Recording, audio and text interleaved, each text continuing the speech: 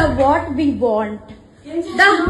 అది దీని కోసమే మేము వచ్చాము యాక్చువల్లీ. నా పేరు శరణ్య, నేను ఈశ్వర్ సాయిలో కో క్యారెక్టర్ ఈశ్వర్ సాయి వైఫ్ని.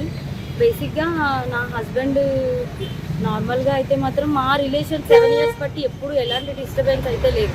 ట్రూత్గా చెప్పాలంటే నా హస్బెండ్ నేను ఈ 7 సంవత్సరాలు ఒక్కసారి కూడా నేను ఎప్పుడు ఇలాంటి పొరపాట్లు ఎప్పుడు చూడలేదు. టెక్స్టులు మెసేజ్లు నా దగ్గర ప్రూఫ్లు ఉన్నాయి, చూపిస్తే మాత్రం అంటే ఇట్లా ఎలా వస్తుందంటే మరి నా హస్బెండ్ కూడా చెప్పడం ఏంటంటే తనే ఇట్లా నన్ను కొంచెం ఇది చేసింది, సో అందుకోసమని ఏ అబ్బాయి అయినా సరే మరి ఎట్లా ఇలాగే అయిపోయింది ఇంకా అని చెప్పి తను చెప్తున్నాడు. మరి ఆ అమ్మాయి ఏమంటుందంటే నాతో కూడా చాలా మంచిగా మాట్లాడేది. సో నేను లాస్ట్ టైం సూసైడ్ చేసుకోవడానికి వెళ్ళాను అనమాట.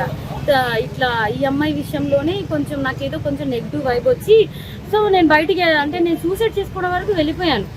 నాకు బాబు ఉన్నాడు, బాబుని తీసుకొని సూసైడ్ చేసుకోవడానికి వరకు వెళ్ళిపోతే ఆ అమ్మాయి నా కోసం ఫుల్గా అంటే ఎక్కడ ఇది బాగా స్ప్రెడ్ అయిపోతుందా ఏంటి అనుకుందో ఏమో తెలియదు, కానీ కంటిన్యూగా నన్ను ఫాలోఅప్ చేస్తూ ఎక్కడున్నావు ఏమైంది నాకు అప్పుడు కూడా ఏం డౌట్ రాలేదు.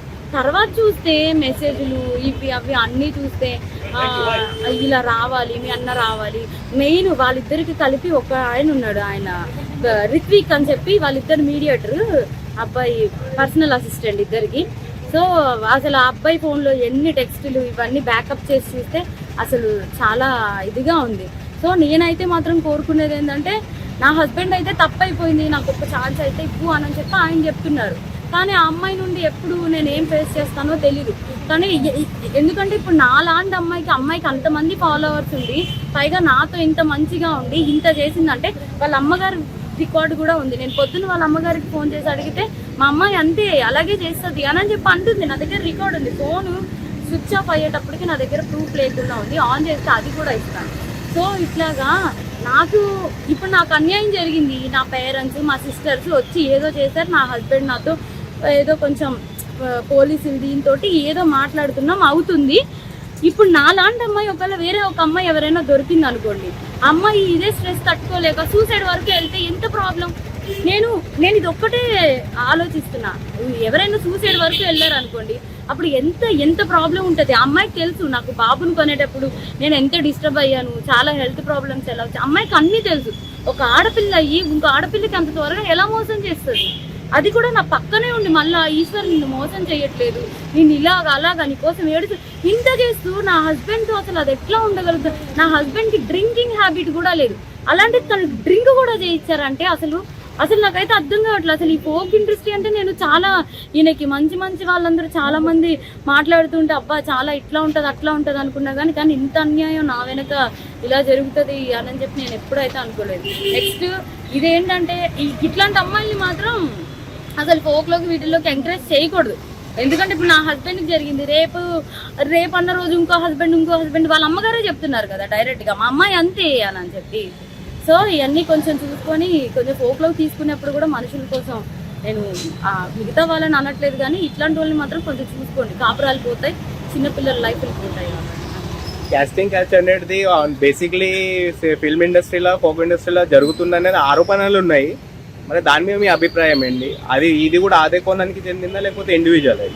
అట్లా ఏం లేదు, నిజం చెప్తున్నాను కదా. మా హస్బెండ్కి డ్రింకింగ్ హ్యాబిట్ లేదంటే మీరు ఆలోచించండి. నా డెలివరీ దగ్గర నుండి ప్రతి ఒక్కటి నా హస్బెండ్ నన్ను పువ్వుల్లో పెట్టి చూసుకున్నాడు. ఏ రోజు ఇప్పుడు నా హస్బెండ్ విషయంలో 1 minute నేను ఆలోచిస్తున్నానంటే దీనికే, నా బిడ్డను కానీ నన్ను కానీ ఇంత కేర్గా చూసుకుని. అబ్బాయి ఏమంటున్నాడు, ఇప్పుడు ఒక అమ్మాయి వచ్చి నా మీద పడిపోతే నేను ఏం చేస్తా, ఇప్పుడు ఒక షూట్లో ఉన్న వాళ్ళం మేము అంత క్లోజ్ అయిపోతుంటే నేను ఏం చేయగలుగుతా అంటున్నాడు. అప్పుడు నేను నా హస్బెండ్కి చెప్తున్నాను నువ్వు చేసింది తప్పు, మరి అమ్మాయి పడితే మరి నీకు తెలీదా, ఆబ్వియస్గా ఒక అబ్బాయి ఇప్పుడు నీకు పెళ్ళం బిడ్డలు ఉన్నారు నీకు ఆ మాత్రం తెలీదా అంటే ఇంకా అయిపోయింది ఏదో అయిపోయింది. కానీ ఆ అమ్మాయికి తెలియాలి కదా, ఒక ఆడపిల్ల మరి తనకి తెలియాలి కదా.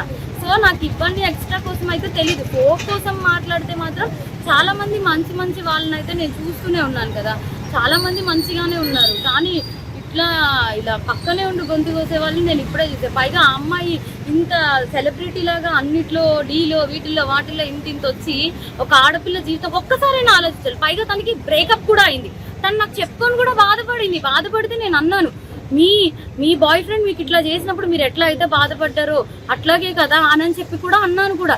తనకి ఆ మాత్రం అసలు ఏవి గుర్తు రాకుండా ఇంత ఎట్లా చేసిందో నాకు అర్థం కావట్లేదు. ఎందుకంటే నేను మీరు అనుకోవచ్చు ఇప్పుడు ఏంటి ఈ అమ్మాయి కోసమే చెప్తుంది వాళ్ళ హస్బెండ్ కోసం. నా హస్బెండ్ 7 years బట్టి నేను కాపురం చేశాను కాబట్టి తన కోసం నాకు తెలుసు.